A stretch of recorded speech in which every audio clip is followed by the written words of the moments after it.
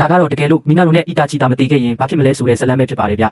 နာယူတိုရဲ့မယုံနိုင်လောက်အောင်ကြီးမားတဲ့စွမ်းအားတွေကိုမြင်လိုက်ရတဲ့အခါဆတ်စကေးဟာမနာလိုစိတ်တွေတဖွာဖွာဖြစ်ပေါ်လာပြီးဥချီဟာရဲတပ်ဖွဲ့ထဲဝင်ဖို့အတွက်ရွာကနေထွက်သွားပါတော့တယ်ဒါကိုတိလိုက်ရတဲ့နာယူတိုဟာလည်းဆာကူရာကိုထားရစ်ခဲ့ပြီးဆရာကြီးဂျီရန်ယာသွားလျာကိုလိုက်ဖို့ခွင့်တောင်းခဲ့ပါတယ်နာယူတိုရွာကမထွက်ခင်မှာတော့သူ့အမေကုရှိနာကဂျီရန်ယာရဲ့အကျင့်ဆိုးတွေကိုလုံးဝမတူပါဘူးအသေးချာတတိပေးလိုက်ပါသေးတယ်အရာအလုံးအဆင်ပြေနေပုံရပေမဲ့ဒီအကောက်ကြံမဲ့သူတွေကတော့တိတ်ပြီးမပြောနိုင်ကြပါဘူးနောက်လာအနေငယ်မှာတော့နာရူတိုဟာဂျီရန်ယာဖားနတ်မင်းတို့နဲ့တူလေ့ကျင့်နေခဲ့တယ်လို့တစ်ဖက်မှာလည်းဆတ်စကေးကရှိစုအီနဲ့ရှင်ပြိုင်တိုက်ခိုက်နေခဲ့ပါတယ်ဟုတ်ပါတယ်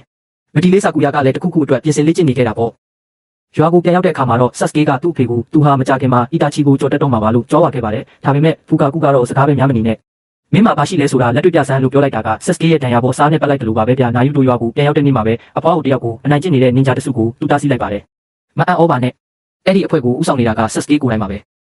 တစ်စက္ကန့်တောင်မဆိုင်ပဲသူဟာနာယူတိုကိုတိုက်ခိုက်ဖို့အသင့်ပြင်လိုက်ပါတယ်အဲ့ဒီအချိန်မှာပဲဒန်ဇိုကရုတ်တရက်ဝင်တားလိုက်တာပေါ့ဒါပေမဲ့နာယူတိုကတော့ဒန်ဇိုကိုဘယ်သူမှမသိပဲအဖိုးကြီးအနက်နံနဲ့လို့တောင်ပြန်ဆဲလိုက်ပါသေးတယ်ဗျာနောက်ထပ်ဗီဒီယိုတွေကြည့်ချင်ရင်တော့ like နဲ့ subscribe လုပ်ထားဖို့မမေ့နဲ့အောင်နော်